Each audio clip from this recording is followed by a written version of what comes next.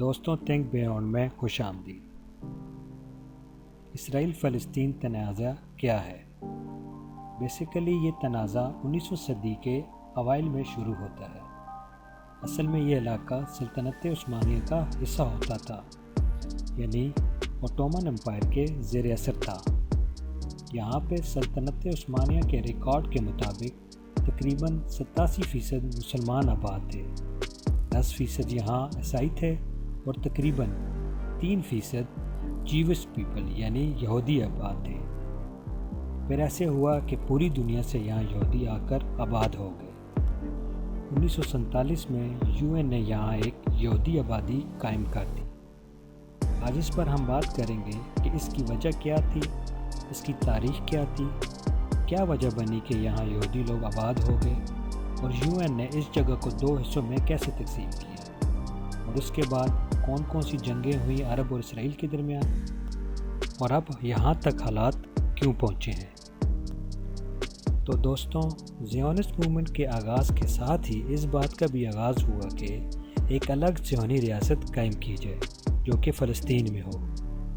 یہودیوں کی فلسطینی علاقوں کی طرف ہجرت کی پہلی لہر جنگ عظیم اول کے بعد شروع ہوئی، جب سلطنت عثمانیہ گر گئی اور فلسطین برطانوی سلطنت کے زیر اثر چلا گیا۔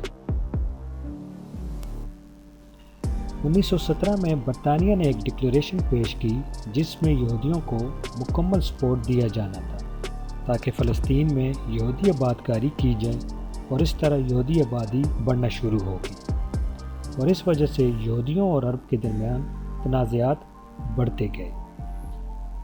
عرب اور یہودیوں کی تنازعات کی وجہ سے برطانیہ کو یہاں سے جانا پڑا، اور UN نے یہ تنازع سنبھال لیا۔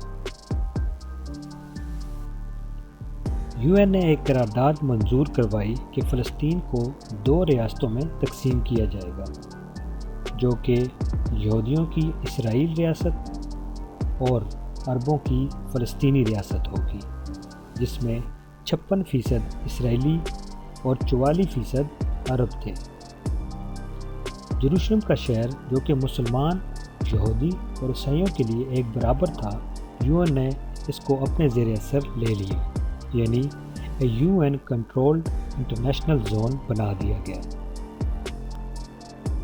یہودیوں نے UN کی قرارداد منظور کر لی اور اپنی ریاست اسرائیل کو بحیثیت آزاد ڈکلیئر کرا لیا، لیکن فلسطین کے ساتھ عرب ممالک نے اس قرارداد کو نامنظور کر دیا، جو کہ فلسطین سے چھینی گئی تھی، جس کی وجہ سے 1948-49 میں پہلی عرب اسرائیل جنگ چھڑ گئی۔ اس جنگ میں اسرائیل کو فتح ہوئی اور اس نے فلسطینیوں کی ریاست پر بھی بہت سی جگہوں پر قبضہ کر لیا، جو کہ UN کی قرارداد کے بعد فلسطین کو ملی تھی۔ یہ علاقہ 3 حصوں میں بٹ گیا۔ اردن نے ویسٹ بینک اور ایسٹ یروشلم کو قبضے میں کر لیا، ایجپٹ نے غزہ کا علاقہ قبضے میں کر لیا، اور اسرائیل نے 78% تاریخی فلسطینی علاقہ جس میں ویسٹ یروشلم بھی شامل تھا فتح کر لیا۔ اس جنگ کے بعد 7 لاکھ فلسطینی پناہ گزین بن گئے، اور اس دن کو النکبہ کے نام سے آج تک یاد کیا جاتا ہے۔ پھر 1967 میں 6 ڈے وار شروع ہوگی، جو کہ پھر سے اسرائیل اور ہمسایہ عرب ممالک کے درمیان تھی۔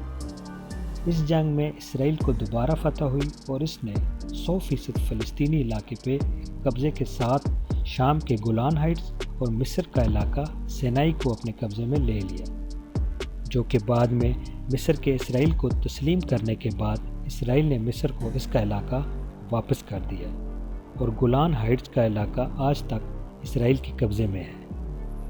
اس جنگ کے بعد اسرائیلی غزہ اور ویسٹ بینک میں گھسنا شروع ہو گئے اور اپنی آباد کاری شروع کر دی، جس کی وجہ سے فلسطینیوں نے جدوجہد شروع کر دی اور ایک تنظیم PLO یعنی پیلسٹینین لبریشن آرگنائزیشن قائم کر دی، جس کا مین مقصد اسرائیل سے اپنے علاقے آزاد کرانا تھے، وہ بھی کسی بھی صورت میں۔ یہ جدوجہد سالوں تک جاری رہی، لیکن آخر کار PLO نے فلسطینی اور اسرائیلی علاقوں کی تقسیم قبول کر لی، لیکن تنازعات ختم نہیں ہوئے اور اس سے بھی زیادہ اسرائیلی آباد کار فلسطینی علاقوں میں آباد ہونا شروع ہو گئے۔ انٹرنیشنل کمیونٹی نے اس سے اللیگل تصور کیا اور اسی جدوجہد کے ساتھ ایک نئی تنظیم حماس منظر عام پر آئی، جو کہ ایک سیاسی تنظیم تھی جس نے ویسٹ بینک اور غزہ سے اسرائیلی تسلط کو ختم کروانا تھا۔ امریکہ، اسرائیل اور پی ایل او نے ایک ایگریمنٹ سائن کیا جس کو اوسلو ایگریمنٹ کہا جاتا ہے، جس میں یہ کہا گیا تھا کہ ویسٹ بینک کو 3 حصوں میں تقسیم کیا جائے گا۔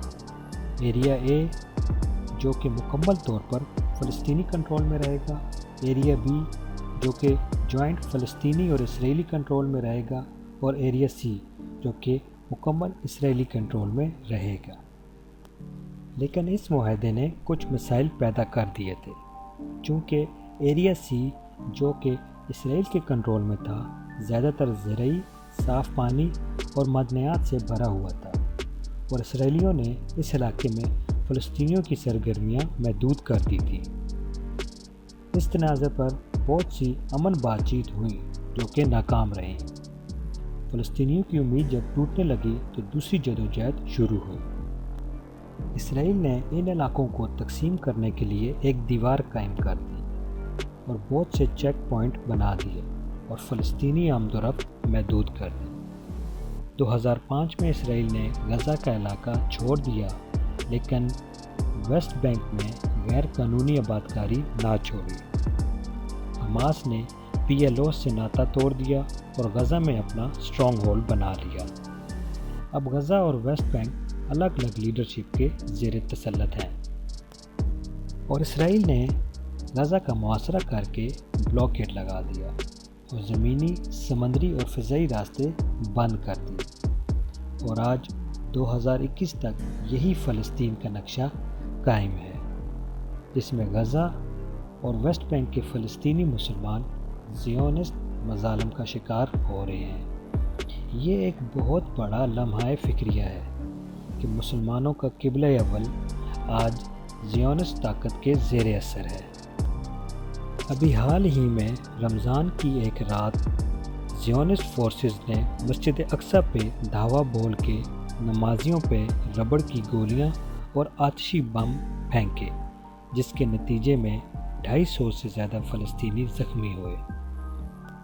آج اس امر کی ضرورت ہے کہ تمام مسلمان ممالک ایک ہو کر اس یورپ کی ناجائز اولاد یعنی ناجائز اسرائیلی ریاست کے خلاف کوئی اقدامات کریں اور دنیا کو مجبور کر دے کہ اسرائیلی ریاست کی آج تک کوئی حیثیت نہیں ہے، اور اس اسرائیلی ظلم و جبر کو ختم کر کے فلسطینیوں کو اپنا علاقہ واپس لوٹایا جائے اور ان روٹ لیس زیونسٹ سے اپنا قبلہ اول کو آزاد کروائیں۔ تو دوستوں، اگر آپ کو میری یہ ویڈیو پسند آئی ہے تو لائک اور شیئر لازمی کیجیے گا اور چینل کو سبسکرائب کرنا مت بھولیے گا۔ آپ کا بہت شکریہ۔